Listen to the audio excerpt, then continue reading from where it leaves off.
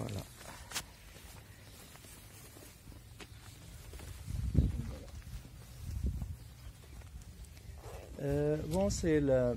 Abydos était la capitale de 8e province dans la Haute-Égypte, dans le sud. Et au temps de Pharaon, l'Égypte était divisée en deux parties, deux royaumes, la Haute-Égypte et la Basse-Égypte. Et dans la Haute-Égypte, il y avait 22 provinces. Dans la Basse-Égypte, il y avait 20 provinces. Chaque province était gouvernée par un fonctionnaire nommé directement par les rois de l'Égypte.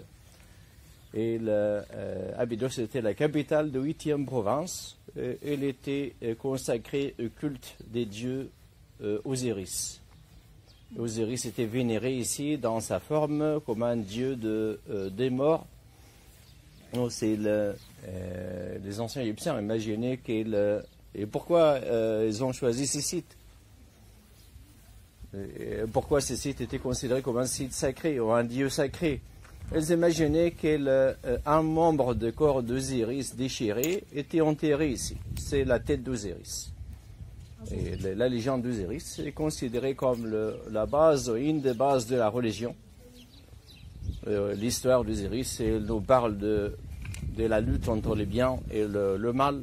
Et c'est le bien qui gagne à la fin. Et aussi une histoire qui parle de la résurrection après la mort.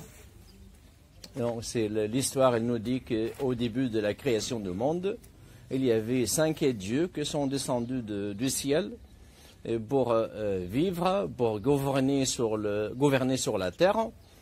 Et 5 frères et sœurs, Osiris, qui était un bon dieu, qui gouvernait sur la terre en justice et en ordre. Et il a appris aux hommes de l'agriculture et la chasse, de faire leurs vêtements. Et il était très aimé par le peuple. Et il avait son frère Seth, qui était méchant et violent, et qui était moins aimé qu'Osiris. Ils avaient un troisième frère, c'est Horus le Grand, Horus l'Ancien, et 2 sœurs, Isis et Nephthys. Osiris, il a épousé sa sœur Isis, et Seth le méchant, il a épousé sa sœur Nephthys. Mais Seth le méchant était très jaloux de son frère. Et pourquoi? Parce que Osiris était plus aimé que lui, grâce à sa gentillesse, et aussi la femme d'Osiris, Isis, était beaucoup plus belle que la femme de Seth, Nephthys. Donc, qu'est-ce qu'elle a fait, Seth le méchant, à son frère? Donc, elle prenait secrètement les mesures de la taille de son frère Osiris. Et il fabriquait en avance un sarcophage magnifique et aux or massif. Et il a invité tout le monde à un banquet, à un dîner. Et pendant ce dîner, il disait qu'il conviendra le sarcophage à sa taille et le prend comme cadeau. Quelques dizaines de personnes essayaient de passer dans le sarcophage, mais elles n'étaient pas à leur taille. Mais quand Osiris est passé dedans, c'était juste pour lui. Et les divinités avaient des mesures spécifiques de 8 codés.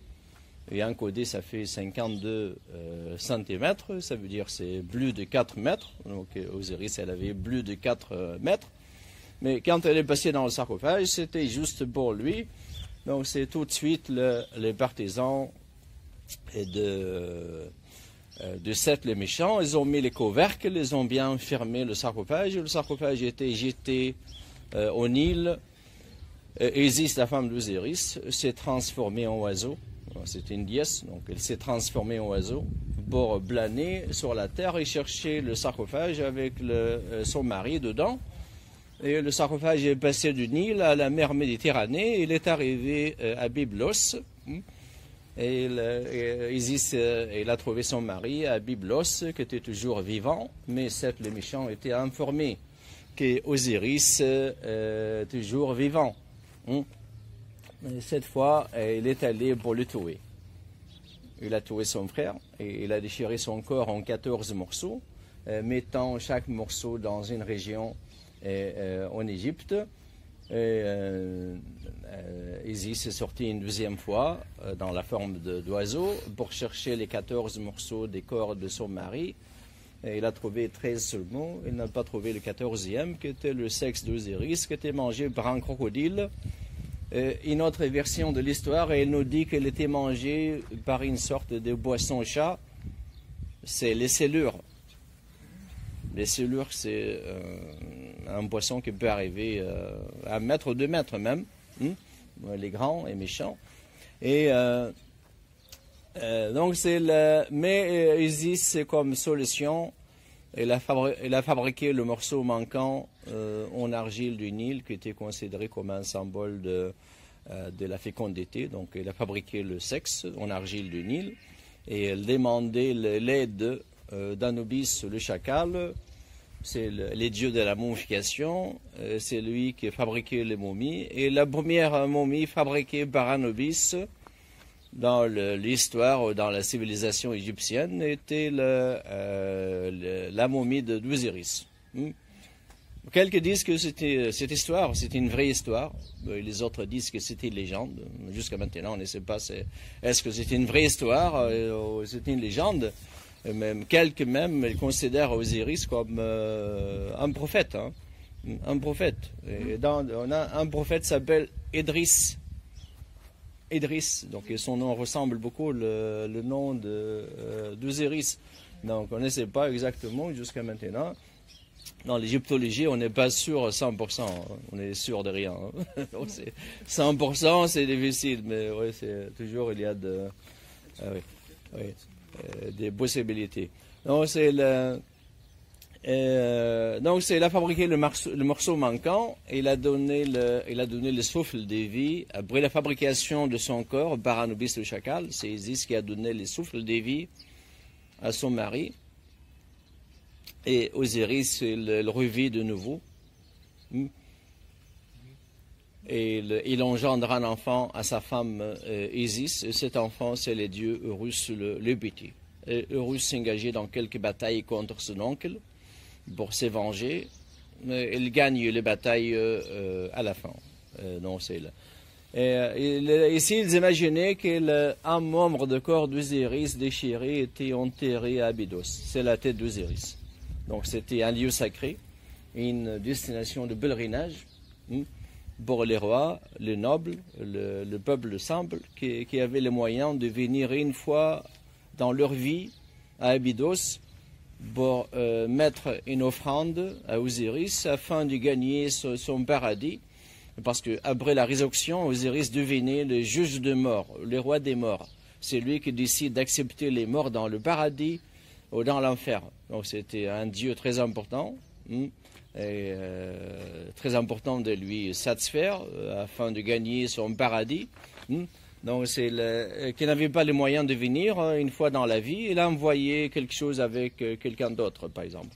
Un vase ou une stèle ou une table d'offrande ou une statuette. Le texte nous dit qu'au Moyen Empire, vers moins de 2000, Abydos est devenu comme la Mecque de l'Antiquité, comme la Mecque aujourd'hui. Vous savez qu'à la Mecque, il y a quelques millions de visiteurs qui vont chaque année pour visiter la Mecque. Et le texte nous dit qu'Abydos attirait quelques centaines de milliers de visiteurs chaque année.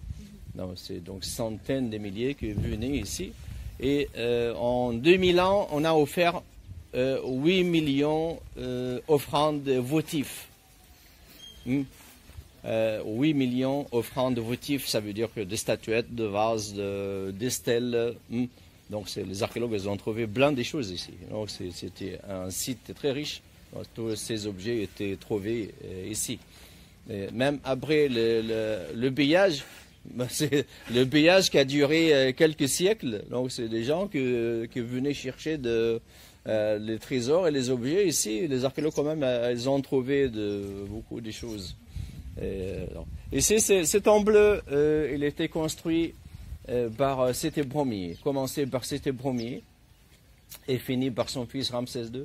Donc c'est la partie extérieure, c'est la partie qui était faite par Ramsès II. qui est en ruine. La première cour ici, on est dans la première cour. Et là-bas, c'est la deuxième cour qui est en ruine. Aussi, c'est qui servait comme une carrière pour les rois suivants.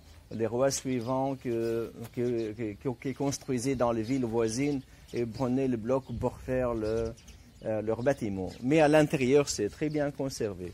La partie qui est faite par la grande salle de Ramsès II et la salle de Cité Premier et le stand de sang sont très bien conservés. Donc ici, c'est la première cour ouverte et la deuxième cour ouverte après.